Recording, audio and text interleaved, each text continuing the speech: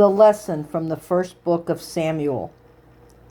The Philistines gathered their armies for battle, and there came out from the camp of the Philistines a champion named Goliath of Gath, whose height was 6 cubits and a span.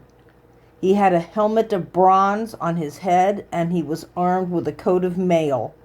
The weight of the coat was 5,000 shekels of bronze. He had greaves of bronze on his legs, and a javelin of bronze slung between his shoulders. The shaft of his spear was like a weaver's beam, and his spear's head weighed 600 shekels of iron, and his shield-bearer went before him. He stood and shouted to the ranks of Israel, "Why have you come out to draw up for battle? Am I not a Philistine? And are you not servants of Saul? Choose a man for yourselves, and let him come down to me. If he is able to fight with me and kill me, then we will be your servants.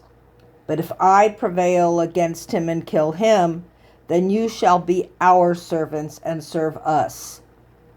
And the Philistine said, "Today I defy the ranks of Israel. Give me a man, that we may fight together." When Saul and all Israel heard these words of the Philistine, they were dismayed and greatly afraid.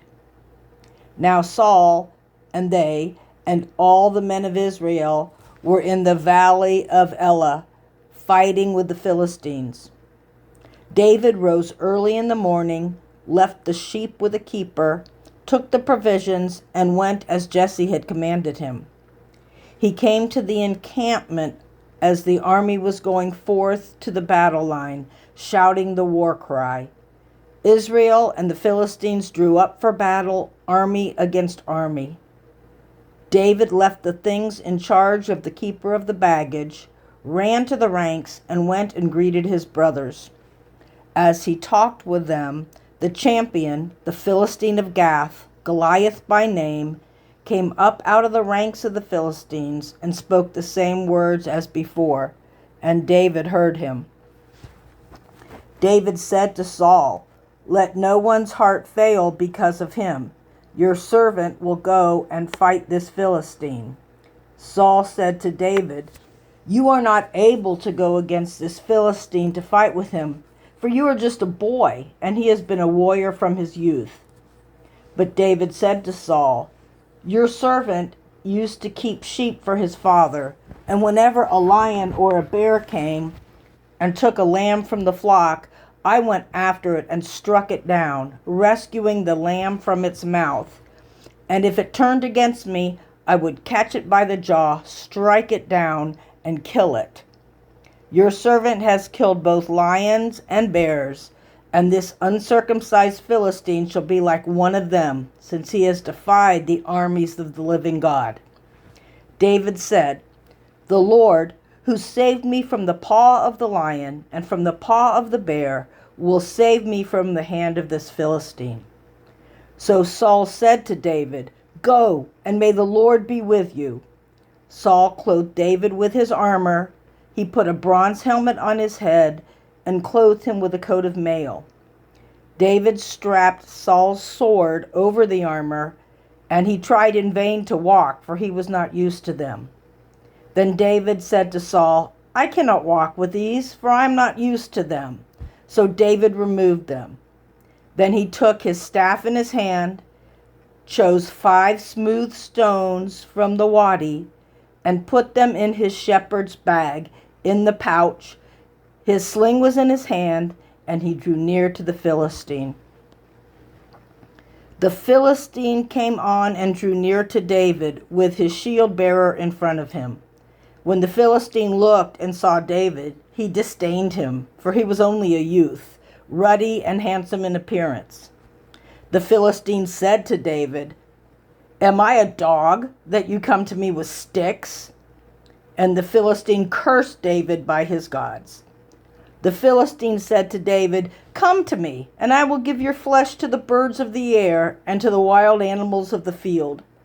But David said to the Philistine, "You come to me with sword and spear and javelin, But I come to you in the name of the Lord of hosts, the God of the armies of Israel, whom you have defied. This very day the Lord will deliver you into my hand, and I will strike you down and cut off your head. And I will give the dead bodies of the Philistine army this very day to the birds of the air and to the wild animals of the earth, so that all the earth may know that there is a God in Israel, and that all this assembly may know that the Lord does not save by sword and spear, for the battle is the Lord's, and he will give you into our hand. When the Philistine drew nearer to meet David, David quickly ran toward the battle line to meet the Philistine. David put his hand in his bag, took out a stone, slung it, and struck the Philistine on the forehead. The stone sank into his forehead, and he fell face down on the ground. Psalm 9, verses 9 through 20. The Lord will be a refuge for the oppressed, a refuge in time of trouble. Those who know your name will put their trust in you, for you never forsake those who seek you, O Lord. Sing praise to the Lord who dwells in Zion. Proclaim to the peoples the things he has done. The avenger of blood will remember them. He will not forget the cry of the afflicted. Have pity on me, O Lord. See the misery I suffer from those who hate me, O you who lift me up from the gate of death, so that I may tell of all your praises and rejoice in your salvation. In the gates of the city of Zion. The ungodly have fallen into the pit they dug, and in the snare they set is their own foot caught. The Lord is known by his acts of justice. The wicked are trapped in the works of their own hands. The wicked shall be given over to the grave, and also all the peoples that forget God. For the needy shall not always be forgotten, and the hope of the poor shall not perish forever. Rise up, O Lord, let not the ungodly have the upper hand. Let them be judged before you. Put fear upon them, O Lord. Let the godly know they are but mortal. The lesson from the first book of Samuel. On David's return from killing the Philistine, Abner took him and brought him before Saul with the head of the Philistine in his hand. Saul said to him, "Whose son are you, young man?" And David answered, "I am the son of your servant Jesse, the Bethlehemite." When David had finished speaking to Saul, the soul of Jonathan was bound to the soul of David, and Jonathan loved him as his own soul. Saul took him that day and would not let him return to his father's house. Then Jonathan made a covenant with David because he loved him as his own soul. Jonathan stripped himself of the robe that he was wearing and gave it to David, and his armor, and even his sword, and his bow and his belt. David went out and was successful wherever Saul sent him.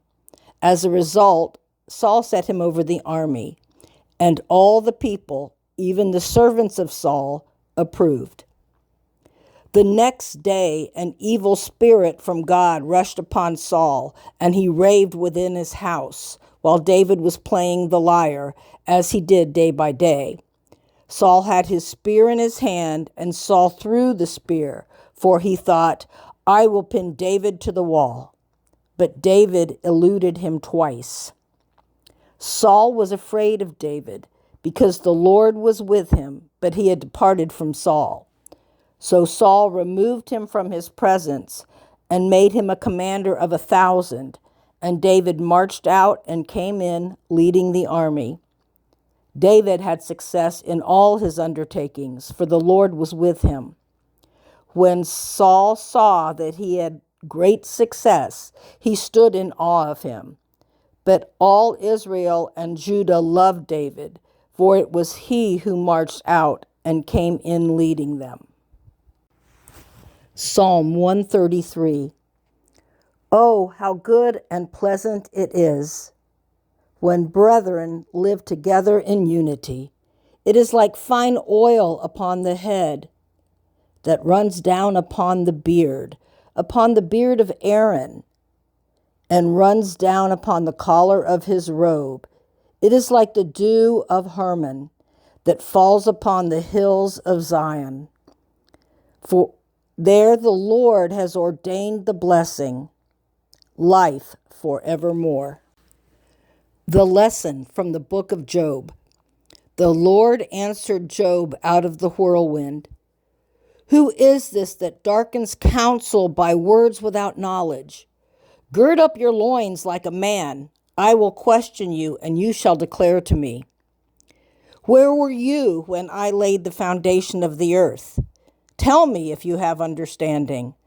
Who determined its measurements? Surely you know. Or who stretched the line upon it? On what were its bases sunk? Or who laid its cornerstone when the morning stars sang together and all the heavenly beings shouted for joy? Or who shut in the sea with doors when it burst out from the womb? When I made the clouds its garment and thick darkness its swaddling band, and prescribed bounds for it, and set bars and doors, and said, thus far you shall come, and no farther. And here shall your proud waves be stopped. Psalm 107, verses 1 through 3 and 23 through 32. Give thanks to the Lord, for he is good, and his mercy endures forever. Let all those whom the Lord has redeemed proclaim that he redeemed them from the hand of the foe.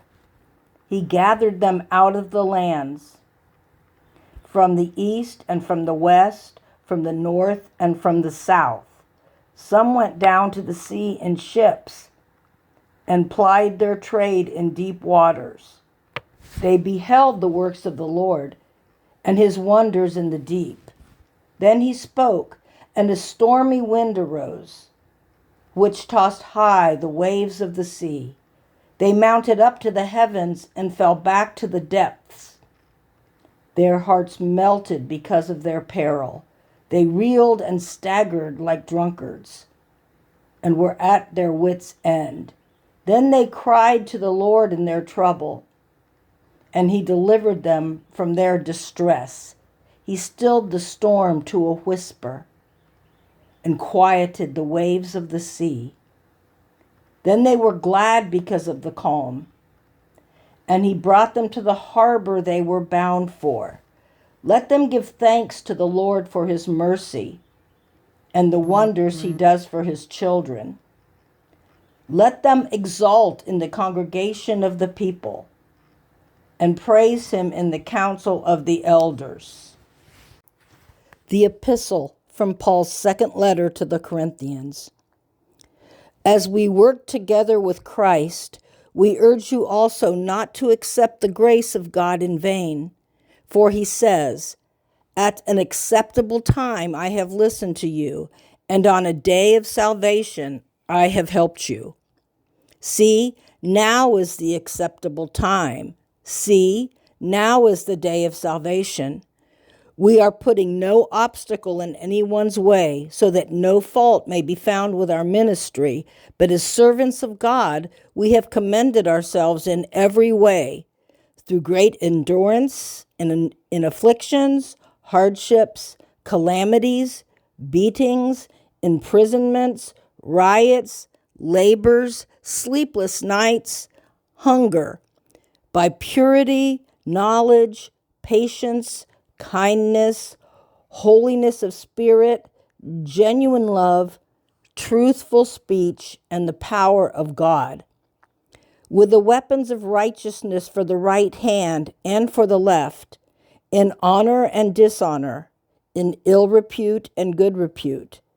We are treated as impostors and yet are true, as unknown and yet are well known, as dying, and see, we are alive, as punished and not yet killed, as sorrowful, yet always rejoicing, as poor, yet making many rich, as having nothing and yet possessing everything.